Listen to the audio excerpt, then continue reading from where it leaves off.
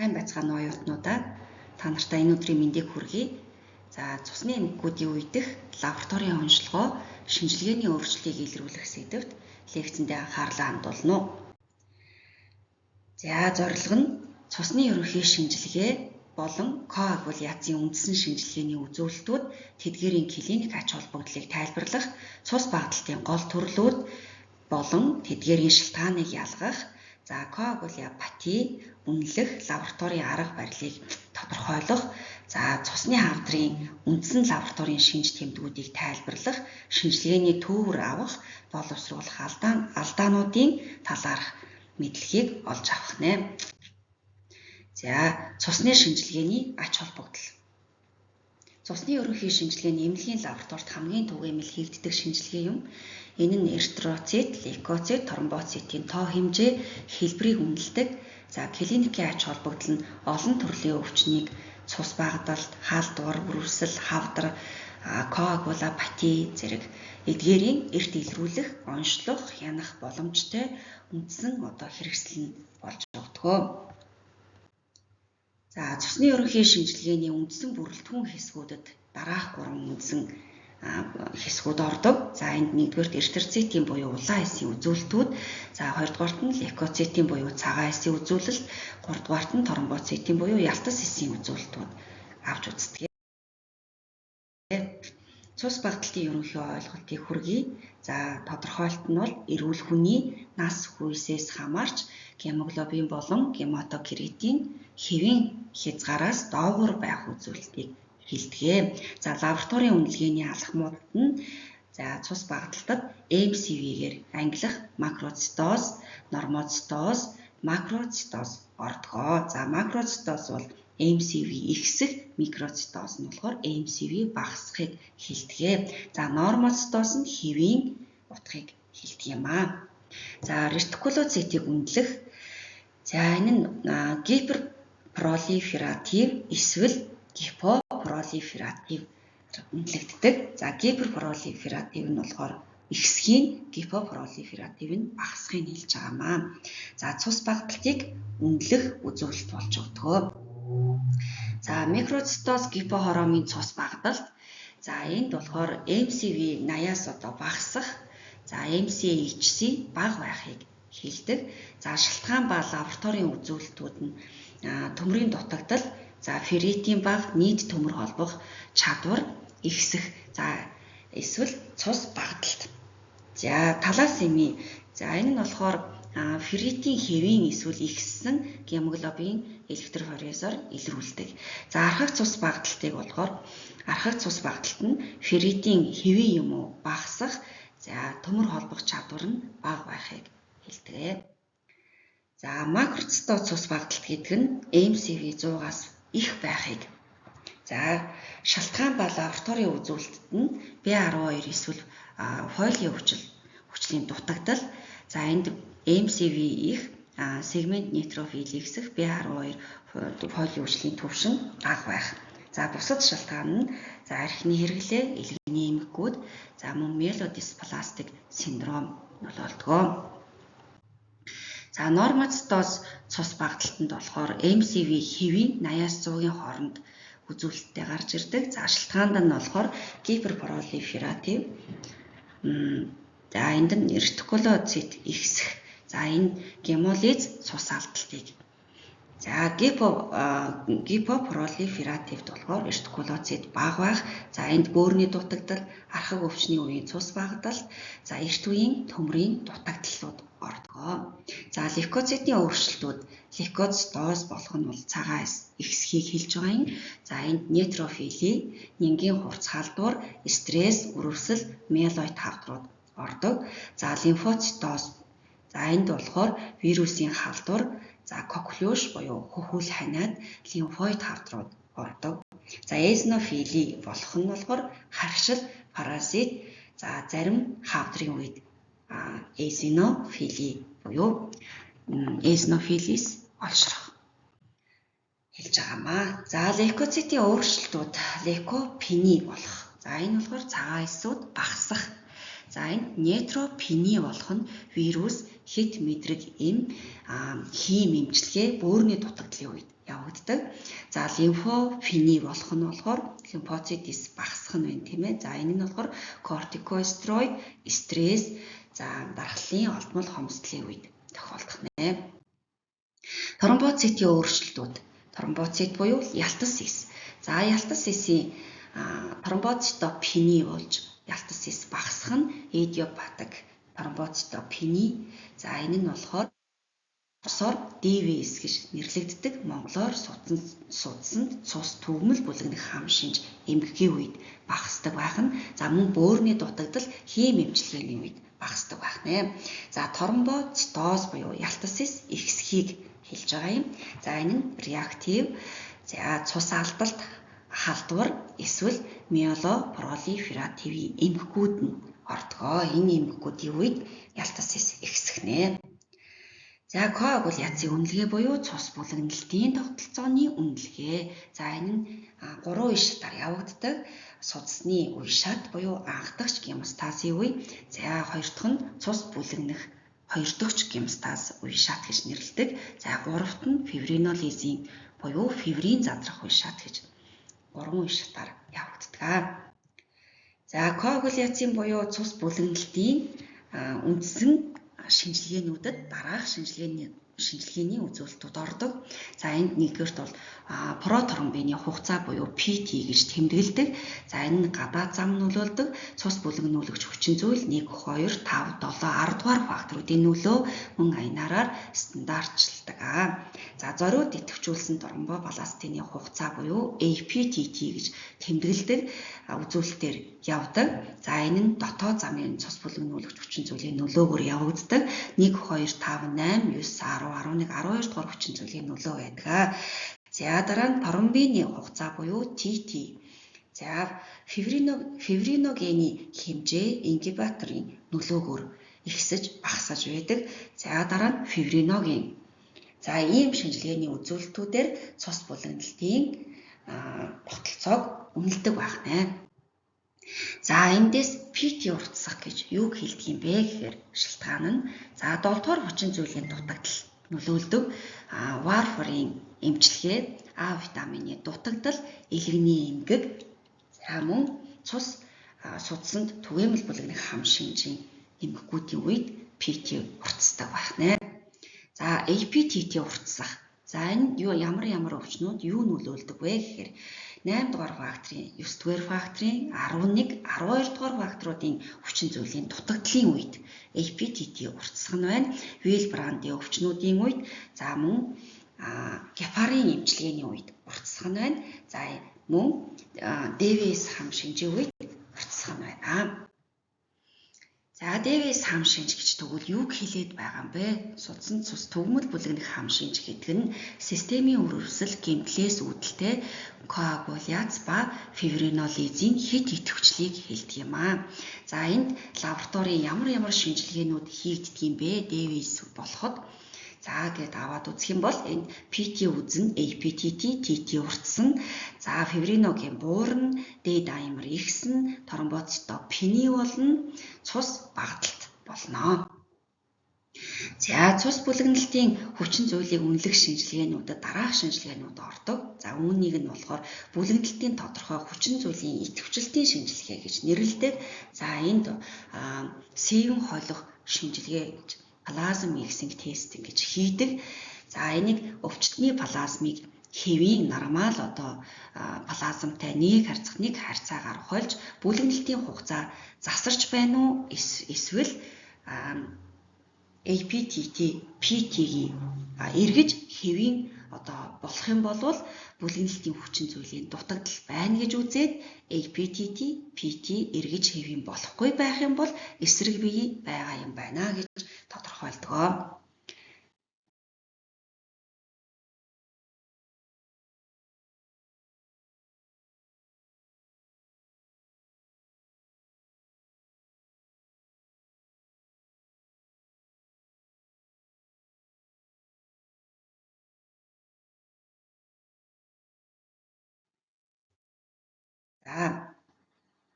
Хурц лейкеми.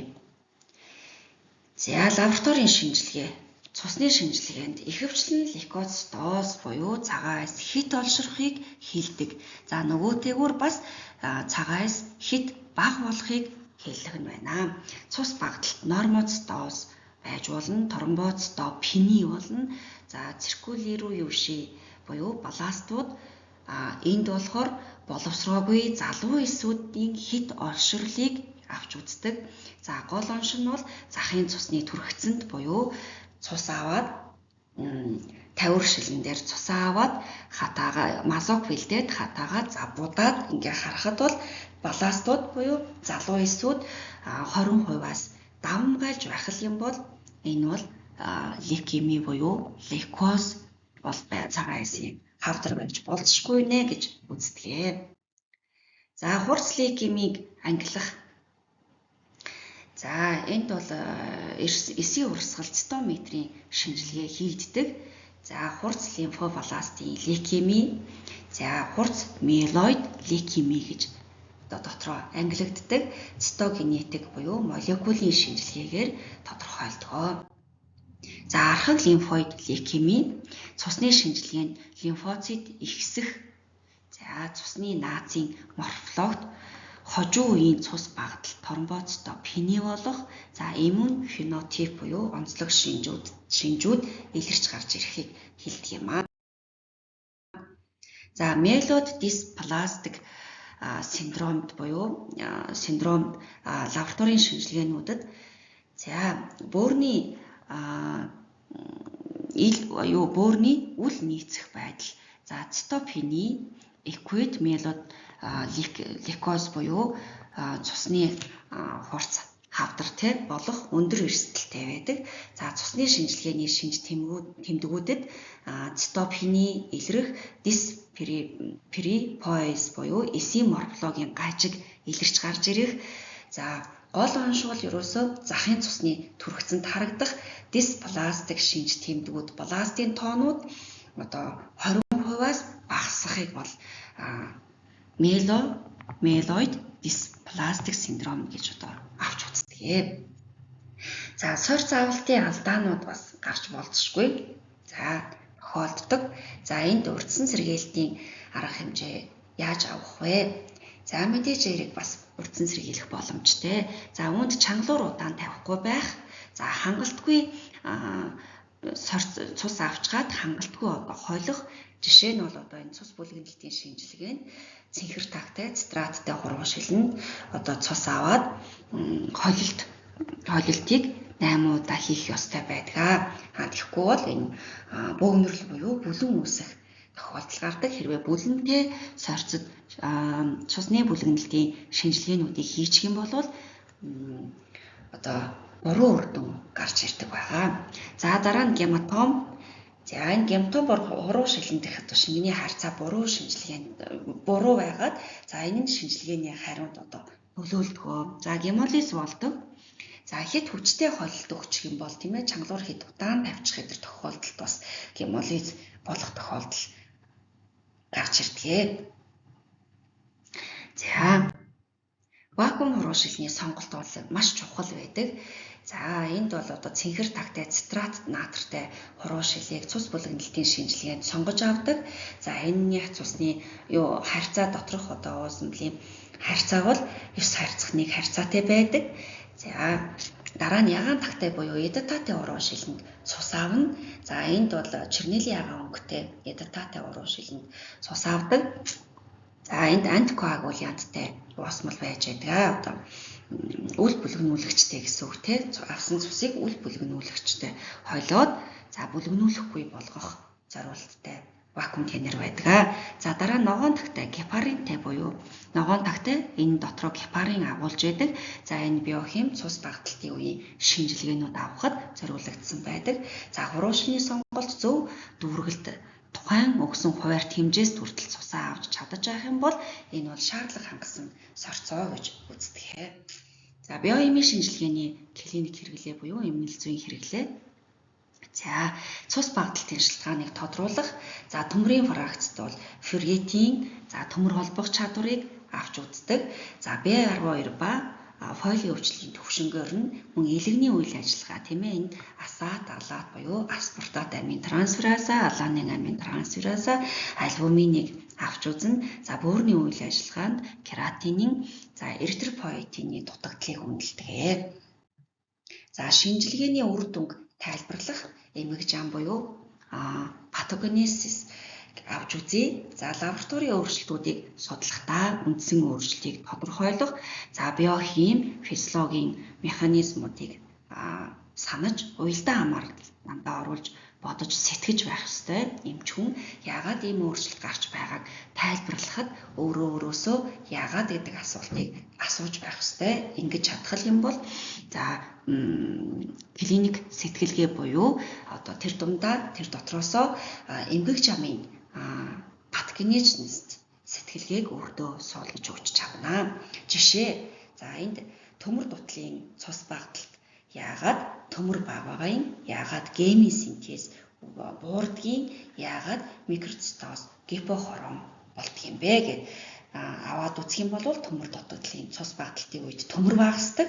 За эннээсээ гемийн синтез одоо гем холбох чадвар бол одоо буураад микроцитоз гипохороны цус багталт болдго юм а гэдгийг л одоо эмчнэр маань сурж байгаа оюутнууд маань энэ суралцах нь клиникийн сэтгэлгээ патогены эмгэг зам тань холбож ингээ уялдуулах ойлголтыг авах нь чухал байна. Шинжилгээний үр дүнг тайлбарлах клиник дүгнэлт, эмнэл зүйн дүгнэлт гэсэн үг тийм ээ. За лабораторийн үр дүнг өвчний түүх, бодит үзлэгтэй хослуулж байдандаа за үр дүнг тоо мэдээлэл биш харин өвчтний түүхэнд нэмэлт баримт болгон харж сур. За одооноос оюутан байх цагаасаа шинжилгээний хариу бол угаасаа тоон үзүүлэлтээр гарч ирдэг. Түүнийг нь хідэн тоо байна гэж одоо харах бус. Харин энэ тоон дотор чинь маш их өгөгдлүүд байгаамаа. Энийг л ихсэлт, багсалт энэ бүх өгөгдлүүдийг уялдуулж эмнэл зүйтэйгээ өвчнийхөө эмнэл зүйтэй уялдуулж патогенезтэй нь уялдуулж харж сураа. Тэгхийн бол энэ өөдөөс чинь маш их одоо дүгнэлтүүдийг маш их зүйлийг өөдөөс чинь ингээд уншуулнаа танд. За одоо оюутан байх цагаасаа энэ чадварт суралцахад нэг алхам төвхөн байх үүднээс багш нас ингэж бэлдэж оруулсан. За энд жишээ байна. За PT, APTT уртсах, за энэ тромбоцитопени, фибриноген багасах, D-даймер ихсэх. За энэ нь судсан цус төгмөл бүлэгнэх хам шинжийн үед магадлал өндөр байх юм аа. Шинж тэмдэг за үндсэн шалтгааныг нь те юу байх вэ гэд бодоо. За тэгээд бодонгууд сепсис, үжил, за эсвэл гэмтлийн шалтгаанд байж болох юм аа. Энэ бүгдийг хайгаад үзээрэй. За багш нь үүнийг бас гэрийн даалгаварт өгч байна. Үнэлгээний алгоритм. За коагулопати буюу цус бүлэгнэлтийн эмгэг зам, эмгэгийг нь бодох нь байна тийм ээ. За энд бол PT болон APTT-г үнэлэх. За хоёулаа утсан уу? За энийг бас бодох.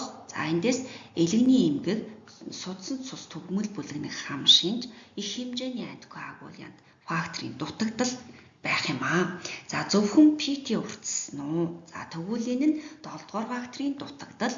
За варфарын эмчилгээний үед за А витамины дутагдлын үед байна. За зөвхөн APTT уртсан уу? За тэгвэл энэ нь холимог плазманд одоо шинжилгээ хийгээд үзээрэй. За засардгуу тэгвэл энэ те. За PT болон APTT-г үнэлэх гээд байна тийм ээ. За энэ засардгуу. За энэ 8 дугаар фактор, 9 дугаар фактор, 11 дугаар фактор, 12 дугаар факторуудын дутагдлын үед засрах боломжтой. За тэгвэл энийг нэгдүгээрт нь засардаггүй гэдэг те ингибатор жишээ нь за гепарин эмчилгээний үед за 8 дугаар одоо факторын эсрэг одоо антиген тийм ээ. За эсрэгийн үед бол одоо засардаггүй байх нэ. За үүнийг өшөө дэлгэрэнгүйгээр нь ойлгохыг хүсвэл багшийнхаа өгсөн энэ зураглал дээр энэ зурган одоо схем дээр маш сайн ажиллаад үзээрэй. За эндээс маш их өгөгдлүүдийг та бүхэнд одоо харуулнаа. За лабораторийн үнэлгээний алгоритм цус багталт. За MCV-г үнэлэх. За энд бол микроцит, нормоцит, макроцит 3-аар MCV-г үнэлдэг. За багш нь та нарыг их хэмжээ ангийн 3 дугаар дамжаа учраас тийм ээ ангаахын ангийн 3 дугаар дамжаа учраас энэ лабораторийн шинжилгээний цагаан эсийн тэр тусмаа тий цагаан эсийн үзүүлэлтүүдийн одоо англи нэршлүүдийн товчлсон нэршлэр нь тавьж өгөөд за энийг бол та бүхэн бол үзчихсэн бах. MCV гэхэд одоо юуг хэлдэг вэ? Англи одоо дэлгэрэнгүй нэршил, монгол нэршил хоёрыг мэдж байгаа гэдэг үүднээс бүгдийг бэлдсэн байгаа шүү. Тэгэхээр энийг эргэж нэг сэргээж хараарай. За цаашаа явъя.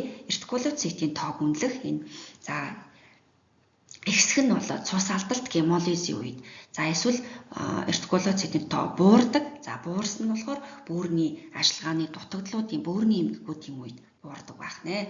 За цус багталтыг үнэлэх. За цаашид тусгай шинжилгээ хийх. За ферритин болон B12-ийн шинжилгээний үед бол шинжилгээг хийж бол үзнэ. За ингээд дүгнэлт болон гэрийн даалгаврыг өгж байна. За дүгнэлтэнд цусны эмгийн лабораторийн онцлогоо нь цогц алхамаар хандлага одоо шаарддаг. Цусны шинжилгээ коагуляцийн шинжилгээ нь оншийг баталгаажуулах, ялгах, өвчний хүндрэлийг үнэлэхэд гол үүрэгтэй юм аа. За эндээс лекцээс та бүхэн өөрсдийн дүгнэлтээ бас хийгээд дараах гэрийн даалгаварт бас хариулаарай. Багш нь дадлага орохоор өгсөн гэрийн даалгавруудаа шалганаа. За анхаарал хандуулсанд баярлалаа. Өдрийг сайхан эрч хүчтэй өнгөрүүлээрэй оюутнуудаа.